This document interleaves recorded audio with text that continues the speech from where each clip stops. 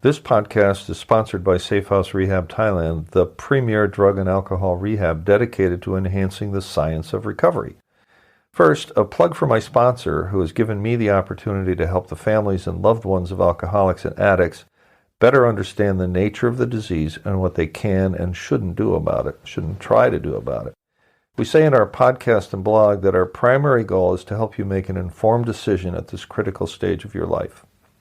Safehouse Rehab Thailand represents the modern approach to recovery, founded on safety, which is why we absolutely outperform traditional rehabs when it comes to intake and detox, technology, and aftercare. To learn more about our modern, advanced approach to recovery, we invite you to visit safehouserehab.com or send your questions and comments to info@safehouserehab.com.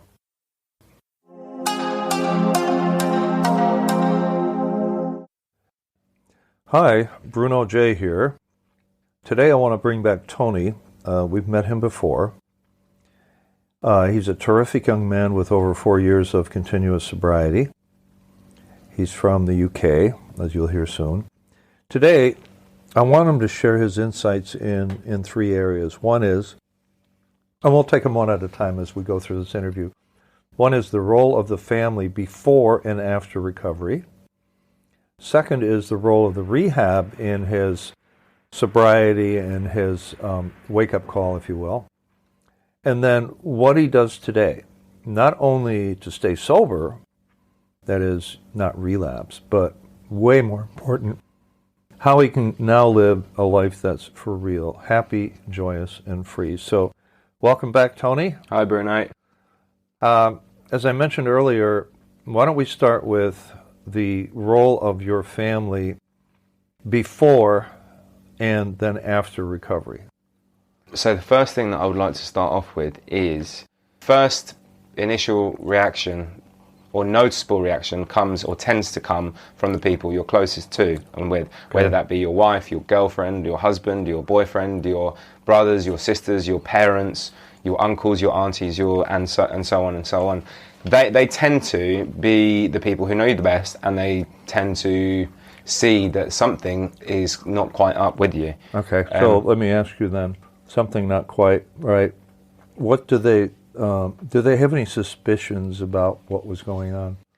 So let's take it onto me in my perspective. That's what I want. It's my mother knew instantly. My relationship with my mother is similar, that we can make eye contact from 10, 20 meters away, and she will be able to pick up if something's different with me. Did she know what it was? She knew instantly from my behaviour and my thinking, my speaking, my behaviour and my doing. She knew instantaneously that something was wrong. At first, perhaps she didn't know what exactly. That's what I'm asking. And then for me, with alcohol being the primary, it's not too difficult to smell or see it, despite how you disguise it. So she connected the wrongness with your drinking, is that correct? Indeed, yeah. Okay. Yeah, my mum did straight away. So I think at first they don't really realise how far the problem's escalated until it's already escalated to a point where it's becoming unmanageable. I was trying to hide it, and I was trying to be clever and sneaky about it. Okay. This is after you graduated from university? Yeah. And you were how old at this point? Let's say the last year of your using. My last year of my using, I was 26, 27. Those are the last years of my using. Okay. Before that, the thing is, I always drank from 18, and it was perhaps sometimes excessive. However, it was never noticed or described as problematic. How do you define, just out of curiosity, now we've stumbled into it, how do you define a functioning alcoholic? Because I've heard that term applied to me a bunch of years ago too. Yeah, I think many people have different sort of ideas. Everyone's got their own opinion as to what this is exactly. In my opinion, a functioning alcoholic, if you're consuming an awful lot of alcohol, whether that be exceeding the regulated guidelines by, let's say, times 5 or times 10 a day, daily, however, still going about your business and not actually causing any problems or interrupting your lifestyle, your no routine. Disruption to the workflow. No disruption to what's happening around you. And just going about this, I know many people who do that and have been doing so for years, and I could say, yes, I classify them as functioning alcoholics. Okay, that was a departure. You were talking about... Yeah, so my family. Family instantly they picked up something was wrong. After a prolonged period, my mum and my dad not so much, but my mum instantly wanted to intervene and help and see how she could help me. Was your dad's reaction or response to your situation very different than your mother's? Yes. I think my mum is very open and clear with her emotions and her feelings, how she thinks about everything, whereas in contrast my dad is difficult to read. I mean, you can sense that he doesn't like what's happening, but he won't voice too firmly as to how he actually feels about it. Okay. So, but he was still emotionally affected by what was going on, yes? This I only found out later on, 4 years later, or 3 years later, Okay, I only find that out, which is a big revelation for me. Big revelation. Because in my eyes, my dad was indestructible, and I couldn't hurt his feelings. Whereas it turns out that the reason for him distancing himself and etc., was due to his feelings being hurt, and he was afraid and he finally revealed that to you. What he fear saw. and shame? Fear, well, a combination. It depends how you kind of put it in a ball, but it's a concoction of mixed feelings and emotions, whether that's fear, shame. I wouldn't go as far as disgust, but he had all the right to be disgusted. I'll put it that much. Put it in that way. Yes, my mum certainly knew there was something wrong. The family knew something was wrong. Later that gets passed on to the family. So my auntie and my close family, the cousins, they know there's an issue. They know there's a problem. The first steps of trying to help was in whatever way she knew fit. She didn't know if AA, she didn't know of... I'm sorry. Did your mother try to keep your quote problem... No. Keep it from the family, or she shared it? No kind of secrets held or anything like that. Very open, very clear. Okay, that's what you said. Okay. So keep going, try. Sure. So she looked for ways to help me. She didn't realise how bad is the situation. Does he need kind of help? How do I go about helping him? She didn't really know. And my mum, she has a psychological background. However, I think when you try and do psychology or any kind of personal relations like that within a family dynamic, it doesn't seem to work very well. Well, one, in my experience, and two, I think from what I've learned over the years and observing other family dynamics, it's not a good way to go about it. It really needs to be dealt with outside of the close. Okay. So yes, they tried to help. I mean, she tried to help in different ways. She was reaching out to other people who she knew had difficulty with alcoholism, arranged for me to meet them independently. The biggest issue is that my problem was escalating. Now, what was once a problem to being a serious issue to now, like, right, things are really starting to change here. What does that look like? That looks like I have a home in which I would either try and hide or disguise alcohol. I'm very now openly bringing it in coming back absolutely stinking of alcohol. My behaviour and my thinking is solely directed around alcohol. There isn't remorse, there isn't any kind of shame, there isn't any guilt in what I'm doing. About it? Yeah, everything about it is just nasty, sneaky, and it's like almost as if you're entirely delusional to the rest of the environment and world around you. Especially the people, right? Yeah, it's just a compulsive obsession which you're consumed by, and it takes hold of you, and it took hold of me, and you behave. It's the behaviour that's the most obviously apparent. How about your feelings inside? What were you feeling then? Feelings, well, they changed obviously. I guess it was a period of grief for me from the beginning. I drank always just on, I don't know, because I had good feelings or happy feelings or excited feelings, and then the pivotal point for it was when I started drinking, not for those reasons, however on a different emotion, which was pain, anger, disappointment. Okay. As soon as I started drinking on that emotion, I was trying to numb the feelings. I did not like the feelings, so I wanted to be rid of the feelings as such. Okay. And that was my coping mechanism, and as such a strategy to not feel. That was the purpose of the drinking. Strategy to not feel. Yeah. Okay, got it. And as that progressed, I became more and more distant from everything that can be considered normal to a normal person. All right. So transition now to the months or weeks prior to your going into treatment and the role that your mom played in all of that. Prior to going into treatment, it was a very difficult time. So Things at home what got you in the first time into a treatment facility? I think the first time, 100%, the reason why I went into that facility, I had enough. I personally had enough of the pressures that I was getting from my family around this. So you caved, in other words. My whole reason for going in was, right, if I do this, or however, 4 weeks, or I wasn't thinking 3 months, this will silence or shut my family up. Okay. And then I can go about my business. Okay. I Get commit them to off what your they back. want, and that is it. Exactly Okay. that. Yeah.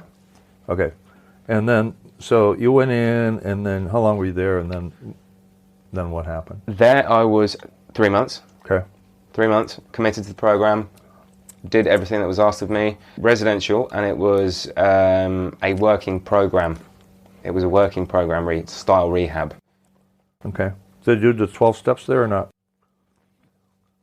No, not directly. Not a focus, However, okay. it was there. It was there. However, it wasn't something that was pushed or forced or introduced. So it wasn't part of the formal program. No, it was wasn't. available No, to you. No, Okay. it was. Yeah, I mean, through individual people, it may have been suggested. However, it wasn't part of the curriculum there. So then you went back out there. You're in there 3 months. You come out. What do you do?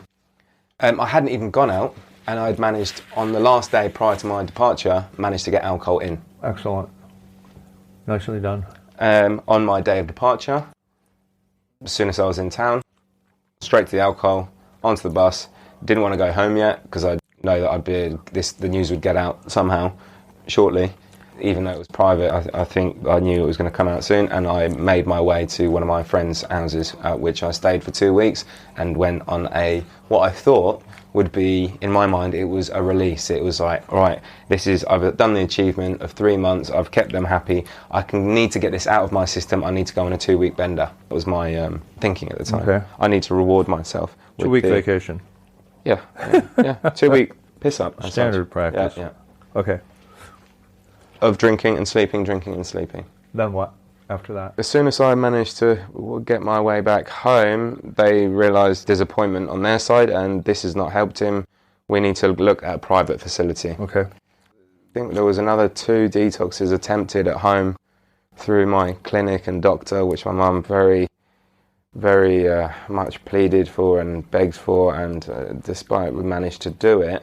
Was the doctor Trained in? trained in addiction?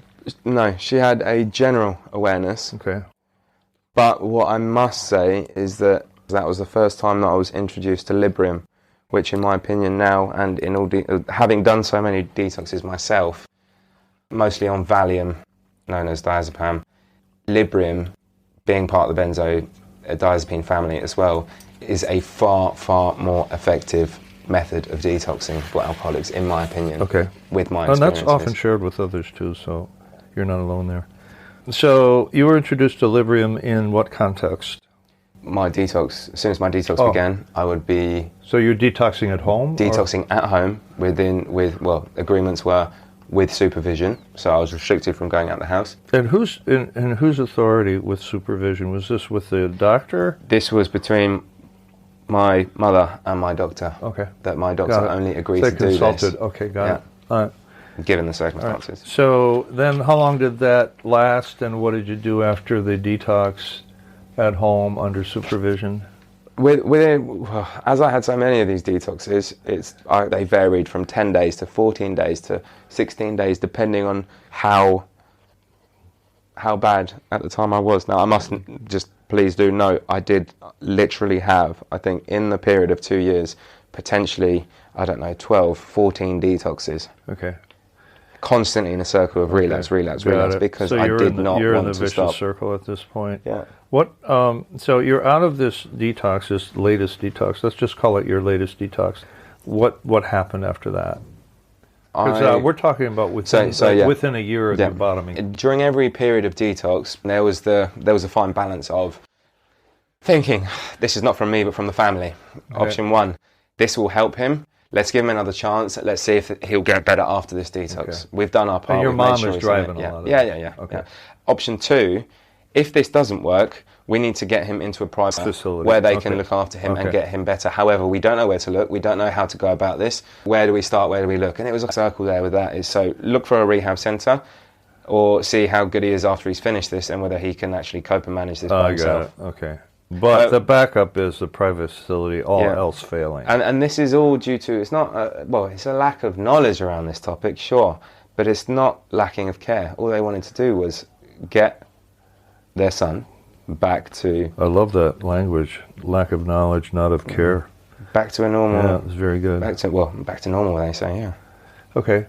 So keep moving forward in time. Now you're within the last year of your drinking using days. What were the steps after it was discovered that this last detox didn't really do it? You got to look for a private facility. What were the steps that were taken by your mom? So there was the first clinic, then further down the line there was another clinic. These are local private? Yeah, well, residential treatment centres, yeah, essentially, yeah. Okay. I spent some time there, came back out, same situation again, back into relapse. How long did you stay in the private facility? 5 weeks. 5 weeks? 5 weeks first time. Okay. Or 6 weeks. And did that cost a lot of money? Yeah, I think that's £5,000 for a fortnight, so £10,000 a month. Wow. Or is it £5,000 a week? On those lines. So it's a lot of money. It's a lot more, yeah. For your mom. And yeah. Your parents aren't wealthy. They're middle class, reasonably well-to-do people. Sure. Where did she get the money? My dad did everything in his power. Okay. Dad provided. Sold one of his cars, did everything he could, from his side. My mum asked for the family. My mum's, she doesn't work for money, she's a psychologist, but she works very, very in-depth in the local church community. And she's like she's Pass the hat. She's a helper. She helps the whole village, the whole neighbourhood, like everyone. Got it. But heavily revolved, and she's a top of St. Vincent de Paul Society. Oh yeah, which is very well helping others. Try to raise the money. So that was the 5-week stay. Was there another stay? There was the second time, however. I actually asked to go back there. So my thinking had got to the stage where I want to go back there, please. That was part of my process. The thinking was... Do you remember the name of it offhand? Of the actual clinic? The clinic, yeah. The clinic was called Castlebury Court, which is in Watford. All right. Prior to that, it was Yeldall Manor in Reading. Got it. So you asked to go back because... What prompted you to ask to go back? What were you thinking at the time? Hard to say. Okay. However, I knew I wanted to go back there. Okay. All right. You felt compelled to go. Compelled to go? No, I genuinely, I wanted to go back. I was comfortable there. I think part of it was because I'd been there before. Okay. And I was familiar with the place. I knew what I was expecting. Right. Okay. And I didn't actually hate or dislike my time in there too much. I adapted to there quite easily. So I was like, rather than going somewhere else, I'm quite happy and content going there if I have to go again. All right. But I think what was changing is that I was beginning to understand and actually realise that I need some help, and it was slowly edging towards, I don't want this anymore. Okay. And now I myself, I'm not sure how to go about this. I've kind of started realising that I can't do this on my own, that I am vulnerable, and most importantly of all, that this alcohol, it's got me. It has got me, and it's got me in a right sticky situation. Okay. Where I can't get it out of my system. I can't get rid of this. On your own? On my own. I tried to cheat it. I tried to do it, in my mind, the clever way. I tried to outsmart it. I tried to bargain with it. It did not work, no matter what I tried. And I think my learning curve was that I did everything to... So you were trying to quit yeah. And again, that's another process. Again, it's a different kind of process of, as you have processes in grief, the same way you have in ways of cheating. Okay, got it. Who are you cheating? You're cheating the alcohol. You're cheating yourself. What are you really cheating here? Yeah. When you've tried it from every single angle and on your own, and much different approaches. Right. Even with temptation, it's even that thing. It's where I won't drink for a week and then I have a little bit in 2 weeks' time. That's not accepting that. Do you know what? This is causing a really big issue. This is still bargaining with the substance. Okay, that's great. But it's also not. It's not understanding that this needs 100% bye-bye. Commitment. Bye-bye. Yeah. This needs to go 100%. That doesn't mean you can ever touch it again. Right. Perhaps the thinking of not being able to touch it was difficult there. How did you make it to Thailand? I actually met someone in my second time in this facility, a counsellor who was who I wasn't particularly close to or anything like that. He wasn't my counsellor or anything like that, but he just came up to me, and I say this is just in the right place at the right time, and you were on the ready right to day. listen. Yeah. And he just very gently said, "Look, what have you got to lose? Like, I've got a friend in Thailand who's recently opened a rehab. I know what you're going through, and why? What have you got to lose about giving this a go? Think about giving this a go. Do you want to have a look at it? Would you like me to give him your number? I know Thailand. Have you ever thought about that? It's a lovely place, and this and this. And he went on, and whatever it was at that moment in time, I said, okay. I said, yeah, sure. Give me the thing. Let's have a look.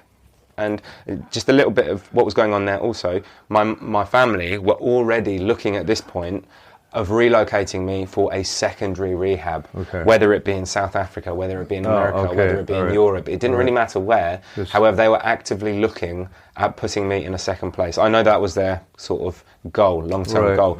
And in my opinion, in this moment, I was still middle finger to you, to you. Anyone who even suggested that, or I heard about that I need to go to another place after having left this place, it was a big fat middle finger to all of you. So a lot of defiance. Sure. And it turned out that I looked at this place, which this counsellor suggested, and I just made a commitment to it. I started talking to the guy via email, the owner. I then got in touch. Then I announced, I think a few days later, to my family, I found a place, I want to go. And that was as far as it went, I think. And then everything from there went very quickly. I finished after 5 weeks in this rehab. Everything was organised for me going to Thailand, which I'm very grateful for.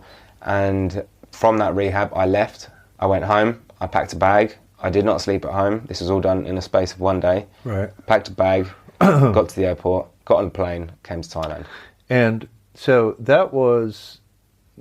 So you described the role of your family, particularly your mother, up to that point in time. How did the role of your mom change once you entered treatment, and then when you left and were more or less on your own? What changes took place with your mom and with your relationship with your mom and your dad, for that matter? Point in time right now. They were in a time, prior, they were in a time of desperation, frustration, anger, exhaustion, of just completely lost with what to do, and just tested and pushed emotionally under all spectrums of everything. And it was difficult, absolutely. During the actual process of being in treatment, there was relief, there was hope, there was believing that this is the right decision and wishing that this is going to be the solution.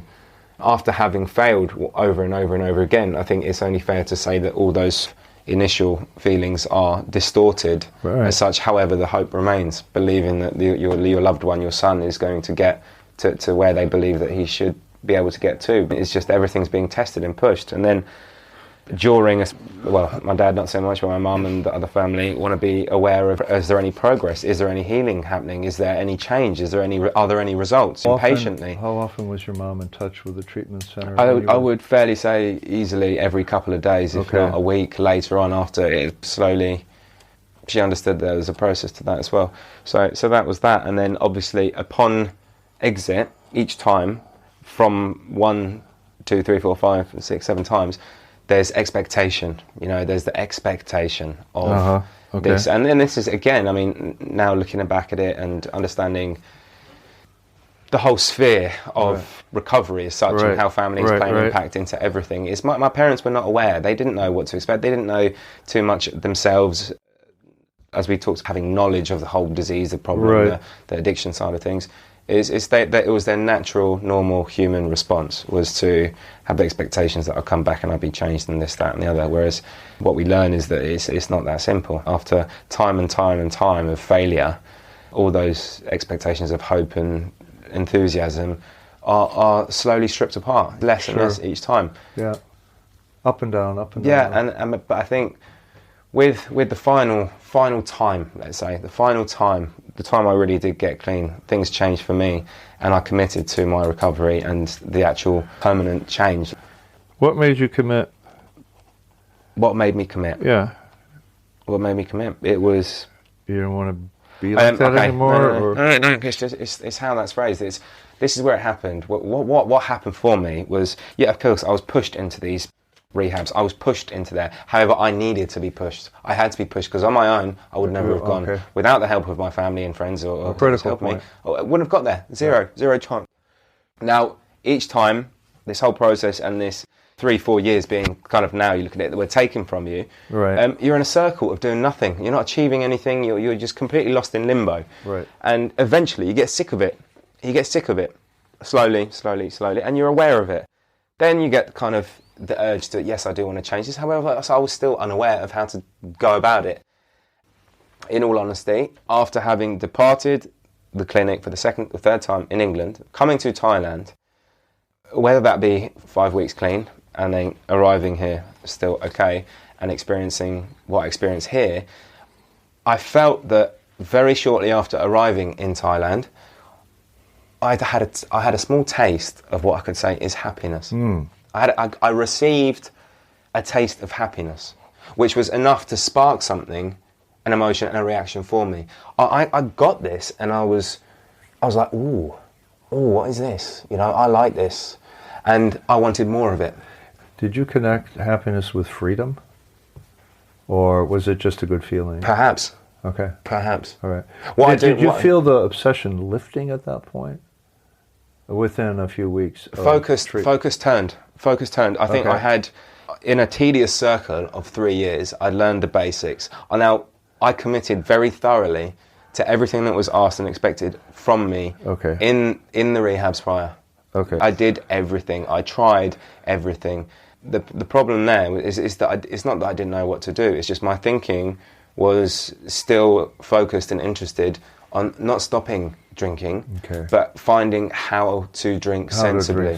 That was my thinking pattern. Got it. Everything else that was actually asked of me, I did. So when you made that turn, a commitment, would you call that an act of surrendering your old ideas and surrendering to a new way of thinking? Is that an accurate way to phrase it? We say that. We say this and we hear this, and I really do believe this as well, which is the change has to come from within.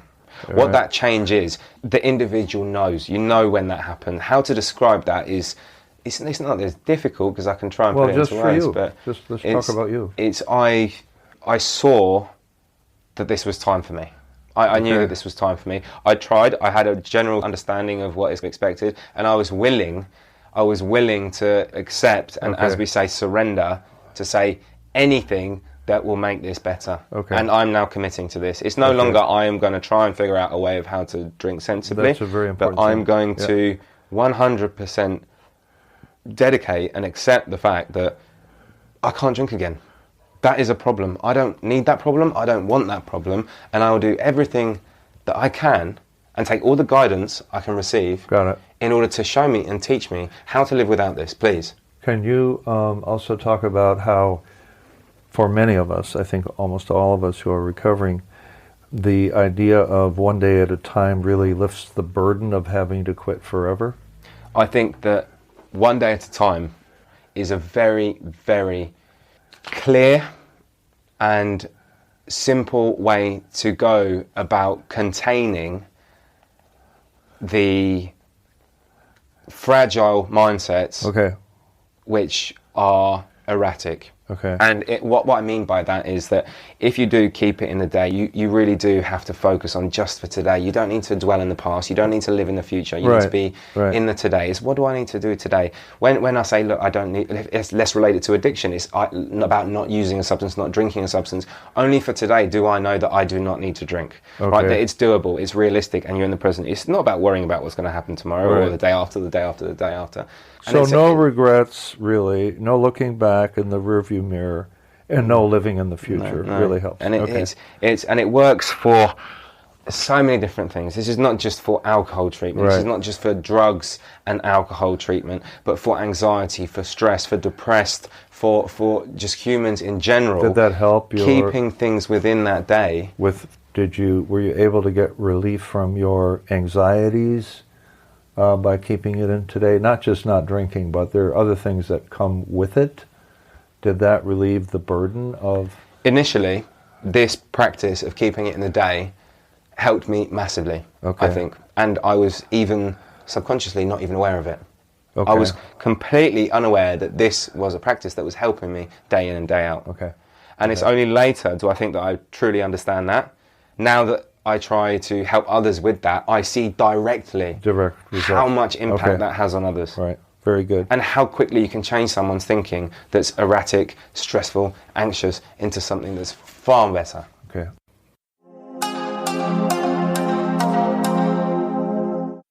Tune in next week for the next episode of Busting Addiction and its Myths, where we now have our weekly episodes titled by topic for you to search and download at your leisure, all in the interest of busting some myths and bringing you the truth about the face of addiction and alcoholism today.